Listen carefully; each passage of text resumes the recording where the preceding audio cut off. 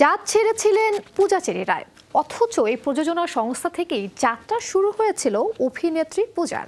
ঢালিউডে অভিষেক ও কয়েকটি সিনেমা করার পর আপন ঠিকানা ছাড়েন পূজা। বড় একটা বিরতির পর আবারও পুরনো ঘরে ফিরছেন এই অভিনেত্রী। কিন্তু কি সিনেমা নিয়ে আসছেন পূজাচেরি? কে বা নায়ক হচ্ছেন তার?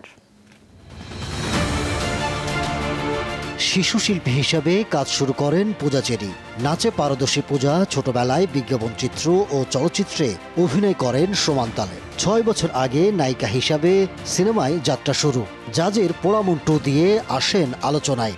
একটা সময় ছেড়ে যান প্রযোজনা প্রতিষ্ঠান জাজ মাল্টিমিডিয়া।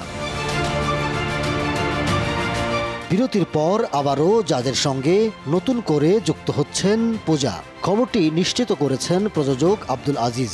তিনি জানান তার গল্পে লেখা চলছে নতুন সিনেমার চিত্রনাট্য। জানা গেছে সিনেমায় কোনো নায়ক থাকবে না, অর্থাৎ মূল চরিত্রে অভিনয় করবেন পূজা। তবে থাকবে আরও একটি নারী চরিত্র। যদিও নতুন সিনেমার বিষয়ে এখনও মুখ খোলেননি পূজা।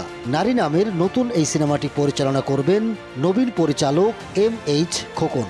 শুটিং শুরু হবে সেপ্টেম্বর-অক্টোবরের দিকে।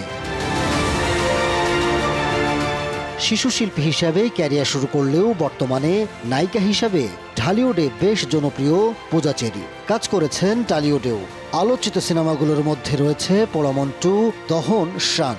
শাকিব খানের সঙ্গে গলুই সিনেমায় অভিনয় করে নতুন করে আলোচনায় আসেন পূজা। তবে সিয়ামের সঙ্গেই পূজার রসায়ন বেশি পছন্দ করেছে ঢালিউডের দর্শক।